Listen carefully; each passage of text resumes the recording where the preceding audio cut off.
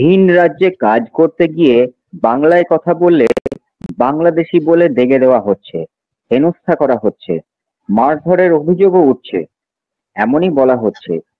সত্যিই কি পরিযায়ী শ্রমিকদের সঙ্গে এমন সব ঘটছে? হ্যাঁ, সংবাদে যা বেরোচ্ছে তার চেয়েও বেশি ঘটছে। সবটাই আসছে না। যেমন বহু খবর, বহু জায়গায় আমাদের এ রাজ্যের পরিযায়ী শ্রমিকরা তাদের একটা ঘেরাটোপের মধ্যে রাখা হয়েছে। আমি গত পরশুদিনও সংবাদ পেলাম দক্ষিণ চব্বিশ পরগনার কুলতলি ব্লকের প্রায় সহস্রাধিক শ্রমিক তারা হরিয়ানার গুরগাঁও সহ বিভিন্ন জায়গায় তারা ঘর থেকে বেরোতে পারছে না। চারিদিকে তারা একটা আটকে রাখা হয়েছে তাদেরকে। এরকম শ্বাসরোধকারী পরিস্থিতির মধ্যেই কিন্তু আমাদের এই বাংলার পরিযায়ী শ্রমিকরা রাজ্যে রাজ্যে অবস্থান করছেন। ফলে যতটা সংবাদ আসছে তার চেয়েও ঘটনা আরো বেশি। পরিযায়ী শ্রমিকদের কাছ থেকে যেটুকু জানতে পারছেন, শুনতে পারছেন, বা বিভিন্ন মাধ্যম থেকে যেটা বললেন, সংবাদ মাধ্যমে যেটুকু আসছে তার থেকেও অনেক বেশি ঘটছে।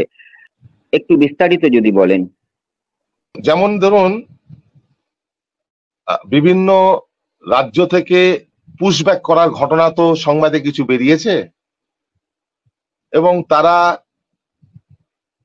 সমস্ত রকম তাদের বৈধ card, Aadhaar card, vote EPIC card, PAN card, এই সমস্ত কিছু দেখিয়েছেন।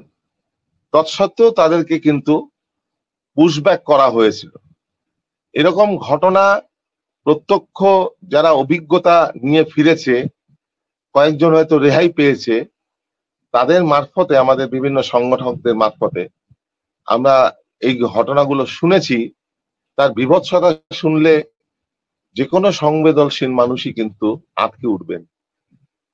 ওড়িশার ঝাড়সুগুড়ায় 444 জনের মধ্যে নদিয়া জেলা অন্তর্গত কালীগঞ্জের 27 জন তারা ফিরে এসছে।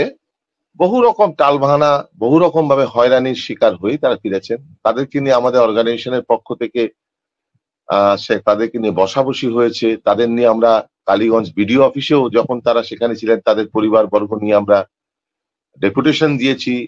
সেই রাজ্যেও ঝাড়সুগুড়াতেও আমাদের ওড়িশার আমাদের যে all India migrant workers association, তার যার অ্যাফিলিয়েটেড যে সেন্ট্রাল ট্রেড ইউনিয়ন AIUTUC, তার ওড়িশা স্টেট সেক্রেটারি, তিনি কিন্তু জয়সেন মেহের, তাকেও আমরা সেই এলাকায় পাঠিয়ে, তিনি গিয়েছিলেন, একটা টিম নিয়ে গিয়েছিলেন।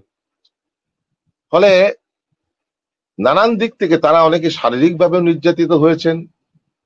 পানীয় জল নেই, খাওয়ার নেই। যদিও ওড়িশা পুলিশ বা সরকারের যারা আধিকারিক বলছে না আমরা সবকিছু দিয়েছি, কিন্তু অভিজ্ঞতা কিন্তু উল্টোটা। আপনারা দেখেছেন যে এমনও কিছু আছেন যাদেরকে দিয়ে মানে অস্বাস্থ্যকর পরিবেশে রেখে তাদের 26 ঘন্টা পরে, এটা অন্য জায়গার ঘটনা, 26 ঘন্টার পরে তাকে খাবার মিলেছে। এবং আমাদের উত্তর চব্বিশ পরগনারই মানে যারা পরিযায়ী শ্রমিক, তাদেরই অভিজ্ঞতা বলেছে। তারপরে মুর্শিদাবাদের পরিযায়ী শ্রমিক, তাদের অভিজ্ঞতা বলেছে। এবং তাদেরকে দিয়ে অস্বাস্থ্যকর পরিবেশে রেখেছে। শুধু তাই না, যারা ওই থানা বা নানান আধিকারিক প্রশাসনিক, তাদের বাড়িতে তাদের বিভিন্ন শৌচাগার, এই সমস্ত টয়লেট ফয়লেট এই সমস্ত পরিষ্কার করিয়েছে তাদেরকে রাখা হয়েছে অস্বাস্থ্যকর অবস্থায়। 26 ঘন্টা পরে 2টো রুটি পাওয়া গেছে, এবং এইরকম ভাবে তাদের উপরে হয়রানি করা হয়েছে। ফলে এই ঘটনা মানে মধ্যযুগীয় বর্বরতাকেও হার মানায়। যা চলছে, এদের একটাই অপরাধ, এরা বাংলা ভাষায় কথা বলে। আবার অধিকাংশই দেখা যাচ্ছে যারা সংখ্যালঘু সম্প্রদায় অর্থাৎ মুসলিম সম্প্রদায়, আমরা যতটুকু সমীক্ষায় পেয়েছি মোর দেন 90% কিন্তু এই সংখ্যালঘু সম্প্রদায়ের। আমরা দেখলাম আসামের সেখানে তারা তাদের এনআরসি সার্টিফিকেটও দেখিয়েছেন, তাদেরকে জোর করে উচ্ছেদ করলো এই গোয়ালপাড়া, ধুবড়ি, এই সমস্ত জায়গায়। 60 বছর ধরে তারা ওই এলাকায় বসবাস করেন এবং তাদের জমি থেকে উচ্ছেদ করবার জন্য ওখানে একটা ভেস্টেড ইন্টারেস্ট সেখানে কিছু আছে। আর ওখানকার মুখ্যমন্ত্রী তো বলেই দিয়েছেন যে যেমন নেশাসক্তরা যেমন করে নেশার জন্য ছুটে বেড়ায়, আর আমার কাছে এখন জমি কেড়ে নেওয়াটাই আমার কাছে একটা নেশার পর্যায়ে পৌঁছেছে। যুক্তি তুলছে তারা যে আমরা এই জমিগুলো আমরা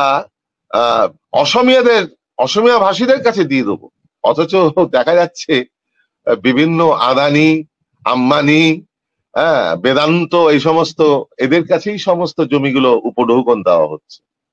অসমীয়া ভাষী গরিব মানুষ কিন্তু এই জমি পাচ্ছে না, মানে যদি তর্কের খাতিরে ধরেও নিই। ফলে সমস্ত দিক থেকেই ভাষাকে কেন্দ্র করে, প্রাদেশিকতাকে কেন্দ্র করে এবং ধর্মকেও কেন্দ্র করে এই যে ডিভিজিভ পলিসিস, বিভাজনের যে লক্কারজনক যে রাজনীতির খেলায় খেলেছে, তারই কয়েকটি ঘটনা আমরা সংবাদে পাচ্ছি মাত্র।